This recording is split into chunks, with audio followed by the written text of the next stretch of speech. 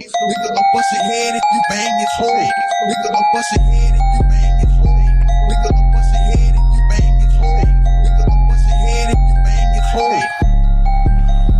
It's King God. Kill it, Eastro, kill it, Eastro, kill it, Eastro, kill it, Eastro, kill it, Eastro, kill it, Eastro, kill it, Eastro, kill it, Eastro, kill it, Eastro, kill it, Eastro, kill it, Eastro, kill it, Eastro, kill it, Eastro, kill it, Eastro, kill it, Eastro, kill it. Killing Eastro say he coming through my back door. His cousin Jody crossed his head with my 44. He never had a bitch, don't know how to treat a hoe. Big tongue kissing in the middle of the dance floor. Now everybody watch your bitch cause he ain't had now. He used to jack his dick and daddy still smoke yam. As we all know, don't trust the cops, of course. You know, the same cop that will lock you up for the drugs, or speeding, super speeder, or whatever it is. That same cop, if somebody was shooting at you to try to bring harm to you, death to you, that same cop will put himself in harm's way to save you. It's his job, but he would do that without a blink of an eye. He can have just locked you up 30 minutes ago, but he would because that's his job, but he would do it. He won't think twice about it. How do you distinguish the two? There's a difference between just a cop and a cop friend. There's a difference between a cop and a dirty cop, which everybody already know the definition that comes behind a dirty cop. Well, a cop and a cop friend is different too, because the cops, they tend to try to be a part of their community. So they get out, they talk to the kids, they give them a little badge, they talk to the elders, things of that nature. What happens when your relatives with an S on it are cops, judges, DAs, as is mine? What happens when your cousin is like the K9, the dog K9? You know what I'm saying? Things of that nature. So it puts you in different positions. Well, this story I'm telling you right now doesn't have anything to do with any relative of mine that's a cop. Just a regular cop person that's new to the force. This person is no relation to me. This is how me and this cop became friends. Now, at this time, I'm I'll say ex-drug dealer, more robber, which is half of my life anyway. And I'm on a corner on the hilltop at my cousin's store standing, me and a couple of cousins, a couple of hilltop hustler friends. Big shots out to the hilltop hustlers. And so we standing up there, and a cop come by, very well-known cop named Knox. But his name is Kuznaki, but we call him Kuznaki. There was a white cop that was very well known in College Park projects when it came to getting drugs off the street and catching you. Well, he was doing his daily patrol, but he had another cop in the car with him, and we know the routine. What he really was doing was showing her around, stopping by, probably had pictures in the car, all our faces, matching the pictures up with the names like they do rookie cops. Okay. So we see the person that's in the car. We know what's going on. So be it. A regular day in College Park projects. Well, a couple of weeks later, maybe a month at the most, that cop is riding patrol by herself. She pulls up on the hilltop, and some of my friend had seen her before I did, and she caught me like in the open. In the open meaning like an open area, away from the projects, away from, really just, like I said, away from the projects. We'll leave right there, away from the projects. So when she see me right there, she stops and acts like I said we're at my cousin's store. And she said she rolled down her window. She rolled down her window, and as this is going on, all in my head, I'm finna run. It took me a while to, like really get myself together because I actually thought that she was gonna ride past. But instead, she stopped. I'm like, oh, here we go. So she rolled down her window and she said to me, hey, Dontrice, you got a warrant on you. And at the time, I had a warrant for supposedly robbing this cat, this older guy who sold drugs in the hood. You know what I'm saying? And, they wouldn't have took out a warrant on me. A drug dealer get robbed for some drugs and go take out a warrant. Where they do that at? But he went and took out a warrant on me for robbing. And she knows that I have this warrant when she pull up on me and she say, hey, Dontrice, what's going on? And as she's saying that, I'm finna break. But I hesitated. And I responded to her, now, what's up? And she responded back to me by telling me, hey, you got a warrant on you. So I'm like, yeah, here we go. And I already knew I had this warrant. So now I'm really finna run. So here I go. She's like, hey, check this out though. Here I go. I'm finna run. But then she say, you should have shot him. And then she just pull off and leave.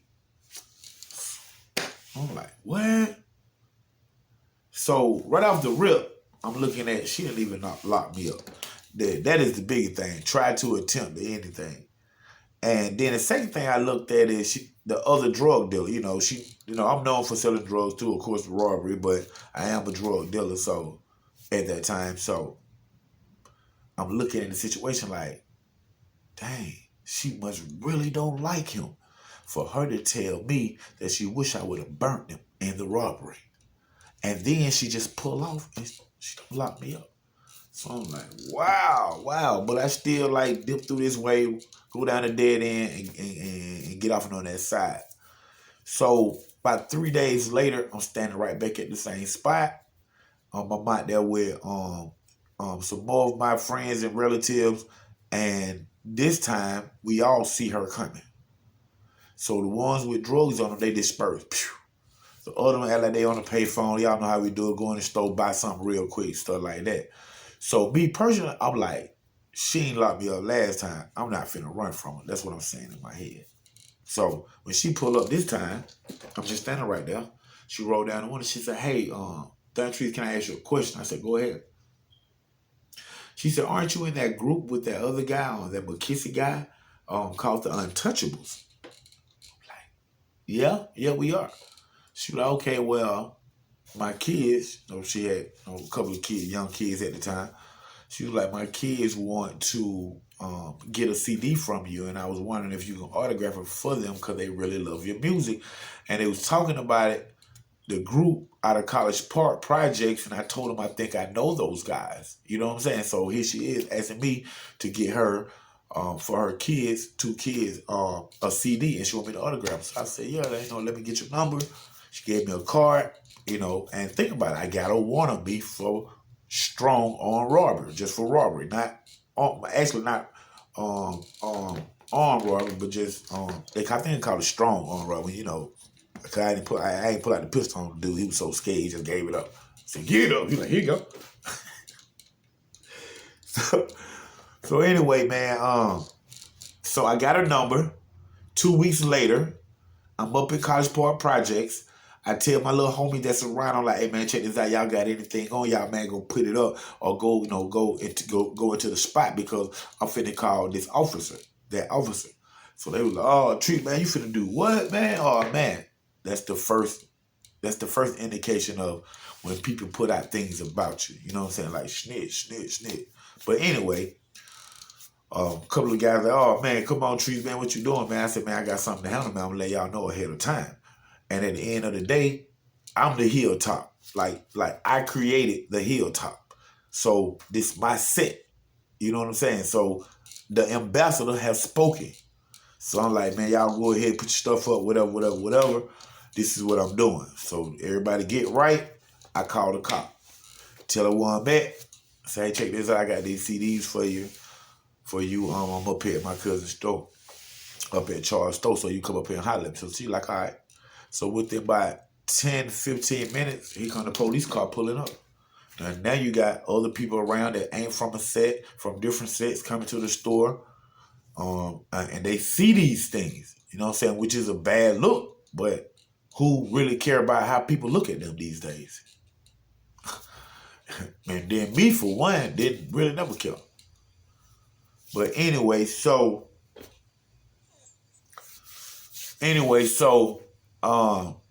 she pull up, I walk up to the car, and she, you know, I was gonna go to the window, just hand her the CDs or whatever, and I had forgotten to autograph them. But when she pulled up, she just parked the car in the middle of the street. And now you got eyes watching everywhere. Now people looking out the window. Oh, Tree talking to the police. Man, look at Tree. Can't wait for losing sometimes. So she get out the car and she got the CDs, and like I said, they still in plastic. She said, "Oh, did you autograph?" I'm like, "Oh, I'm sorry." So we end up taking the plastic off of them and opening the CDs up on the back of her car, and I ended up autographing the CDs with everybody's names though for her kids, man. And she said, "Thank you, man," and that was it. You know, she still pulled off. You got to keep in mind all the time I got a robbery warrant on me, man, for robbing somebody, man, right there, in the city. And, and whatever she feel about me, you know what I'm saying, at this time, especially compared to the guy who I got the warrant for robbing, she's not, locking me up or hell. So I leave. I go back down to the 4900 block, which is Hickory Park, South Fulton County, College Park, South College Park, Southwest College Park. And that was my little second home, especially when I did something in the hood and police looking for me like right now. I was down there most of the time. I slide back up to College Park Project and go back down there, do my thing or whatever. So I'm down there. It's like 2 weeks later, and I get a phone call from her. I get a phone call from her, and she's telling me that she talked to the DA up at College Park Police Station. And she talked to Detective Mines. If you're still living, we love you, Detective Mines. What's up, homie? But she talked to Detective Mines, and she got them to go ahead and tear up the warrant. Let them know that it was full of bull crap. It was drug related, and drugs, supposedly had got taken, not where he actually said, for them to get the warrant for him. And she got them to tear up the warrant.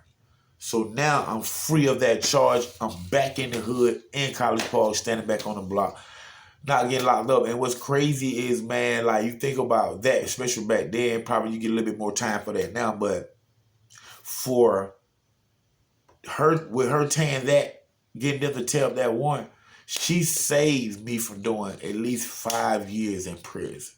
2 to 5 years in prison for somebody that she just met and she don't know. And she did that.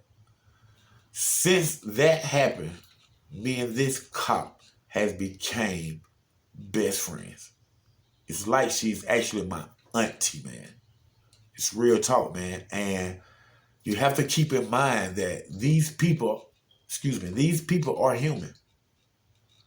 They just wear the badge and the uniform. They put it on just like a janitor, just like a doctor, just like a nurse, just like a scientist. You know what I'm saying? So you got to keep in mind what's behind that uniform. It's a mother, it's an auntie, it's a daughter. You know what I'm saying? It's a sister. You know what I'm saying? So with all that being said, that's what I look at when I look at anybody, who they are. And I think you should too sometime. Thank you for tuning in to another great episode of Underground Source TV with your host, film and TV producer, Knox, a.k.a. OG Black Bart 3700.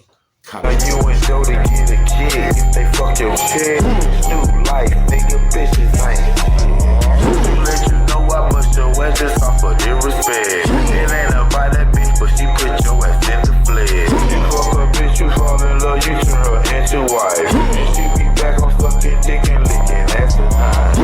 Everybody wanna know where that boy flow come from. The Jody fuck my bitch, but I fuck Jody's mom. Can't trust a bitch, don't trust a nigga, never did that. He's gon' did, and Jody got it in. He's strong killing, he's strong killing, he's strong killing, he's strong killing, he's strong killing, he's strong killing, he's strong killing, he's strong killing.